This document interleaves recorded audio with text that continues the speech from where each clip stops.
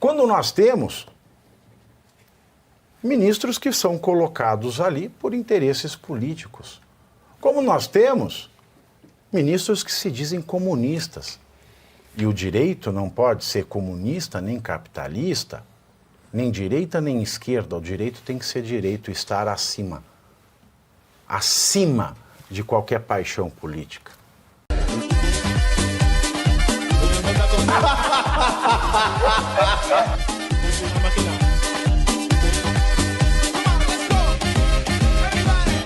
Excelência, Vossa Excelência, Alexandre Ministro de Moraes, que fala sobre a pacificação do país. Primeiro que o país não está em guerra, né? Então a gente tem que olhar pelo ponto de vista que exagera o ministro quando fala em pacificação. A única guerra que o país ela promove todos os dias é uma guerra contra a violência, a guerra contra a violência urbana que mata milhares de pessoas, que está sendo comandada pelas facções criminosas todos os dias em todos os estados brasileiros. Então nós vivemos à beira de um narco-estado. Então isso é um exagero. Me lembra até aquele filme do Darth Vader quando ele fala dos rebeldes da galáxia, né? E daí justifica que a Estrela da Morte destrua planetas inteiros, né? Não dá para relacionar 8 de janeiro com o fato de ontem.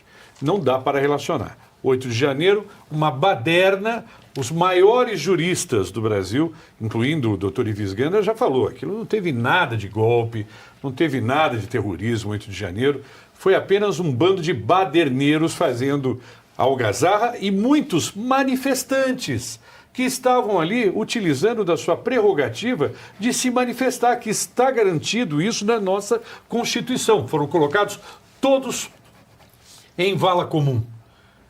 Esta declaração de Vossa Excelência me parece muito mais uma declaração política. Ela combina muito mais com senadores, com deputados federais do governo, da base governista, do que com o ministro do Supremo Tribunal Federal. Então não podemos confundir. Hoje o senador Marcos Pontes colocou na sua rede social que 8 de janeiro é 8 de janeiro e não tem nada a ver com esse ato isolado de ontem.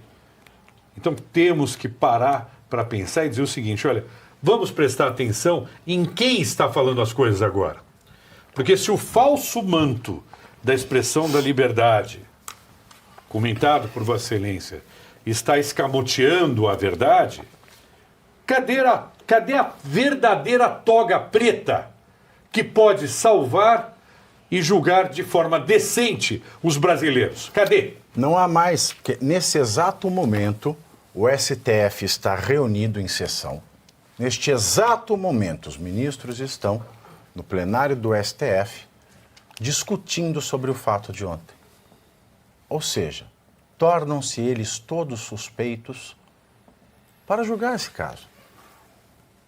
E como é que eu vou falar que o descrédito do STF vem do gabinete do ódio, quando esses ministros que estão reunidos em sessão para tratar de um crime que eles vão julgar são merecedores de algum crédito, são merecedores de alguma reverência? Como é que eu posso aceitar o fato de um ministro inábil, de um ministro irresponsável como Barroso, que repete a irresponsabilidade, ou a certeza da impunidade, a certeza de estar acima da lei, de que um juiz não pode dar entrevista e, se der, não pode julgar, de que um juiz, quando vítima, jamais pode julgar. Aí vem este presidente do Supremo com toda a irresponsabilidade somada aos quilos de responsabilidade que vem demonstrando e desprezo pelo STF que vem demonstrando ao longo de todos esses meses, ao longo dos últimos anos. Faz uma sessão para tornar suspeitos todos os demais ministros. É uma vergonha. O STF, enquanto instituição composta por 11 ministros, nomeados em razão do seu notável saber jurídico, o STF, o verdadeiro, não esse simulacro, não esse supreminho mambembe, essa cópia chinesa de má qualidade de Supremo Tribunal Federal, um Supremo verdadeiro, essa instituição formada por ministros de notável saber, saberia que uma reunião como essa jamais poderia acontecer.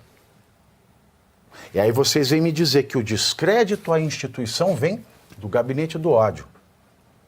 Não. O descrédito ao Supremo vem, em primeiro lugar, do Alexandre de Moraes, que faz o que não pode, porque se imagina, está muito confortável sabendo que está, de fato, acima da lei, porque nós não temos Senado. Fala, amigos do canal. Tá gostando desse vídeo? Então não esqueça de deixar um like pro Pavivi, comente quanto quiser e compartilhe com seus amigos e inimigos por um Brasil melhor e mais justo.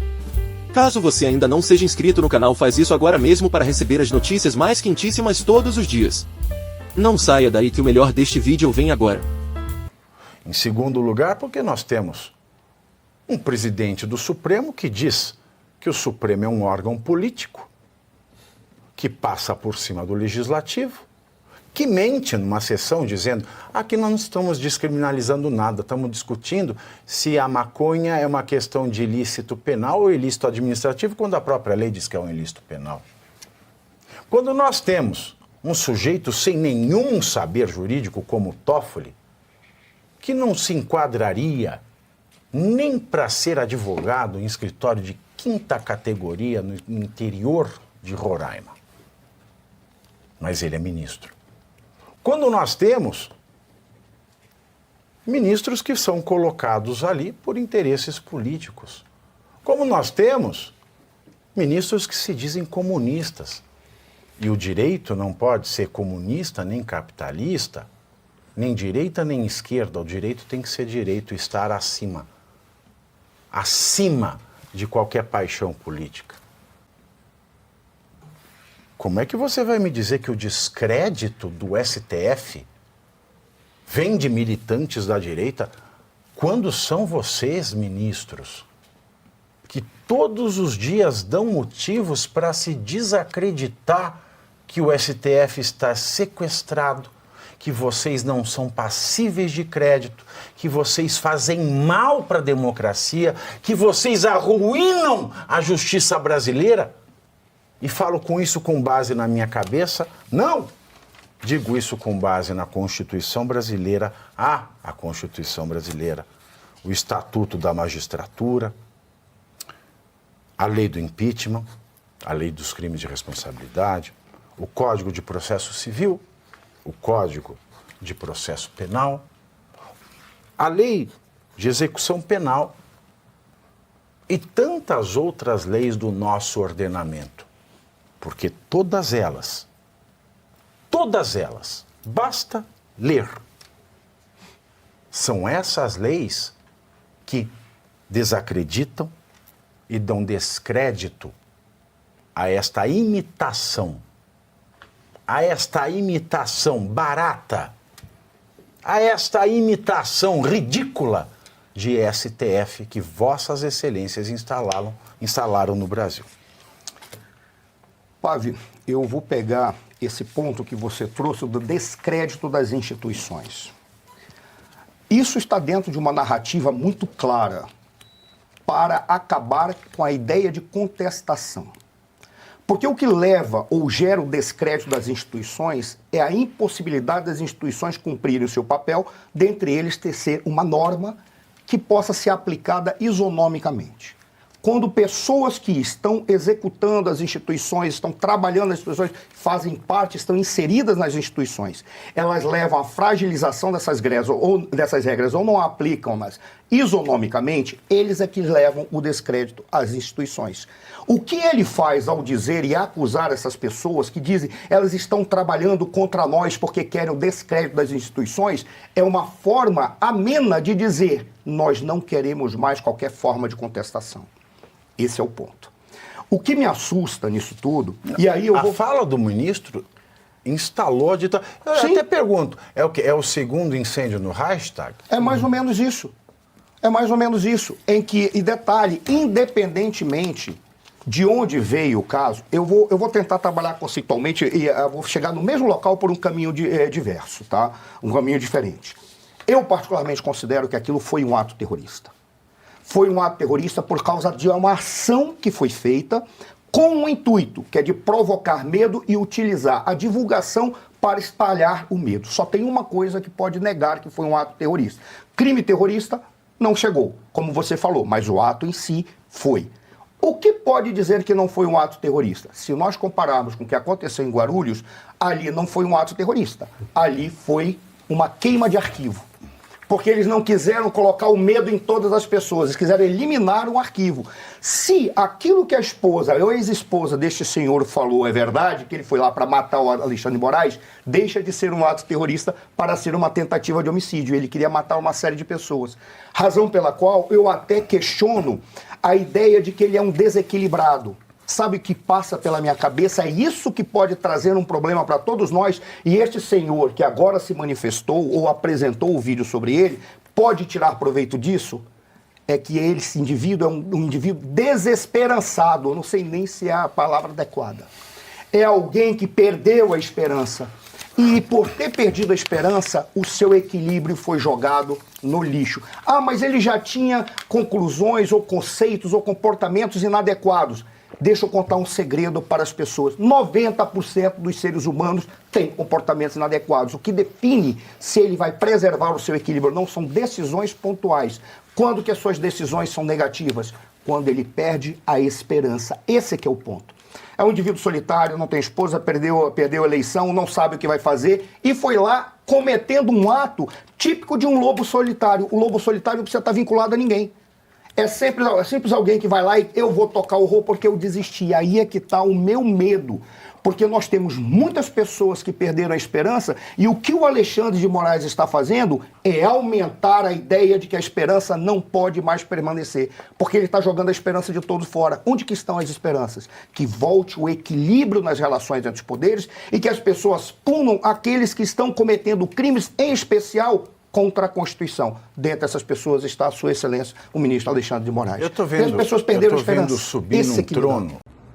E você aí já está preparado para ter todos os argumentos para dizer que Marx não foi um cara legal, para dizer que o comunismo não é um lugar para diversidade, para desmontar essa grande fake news histórica da esquerda, que é repetida por nossos professores de história, de geografia, de sociologia, que é repetida nas universidades, que é repetida nos livros.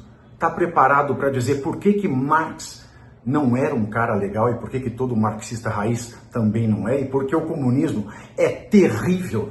Você já leu nos Anais de Marx? Pois é, aqui nesse livro você vai encontrar tudo o que você precisa saber para responder aquele sabichão que diz que Marx é um cara legal, pois não é. Leia agora, nos Anais de Marx, a trolha do comunismo transviado para encaçapar idiotas, à venda em todas as livrarias do Brasil, pelo site ou nas lojas físicas. Não deixe de ler.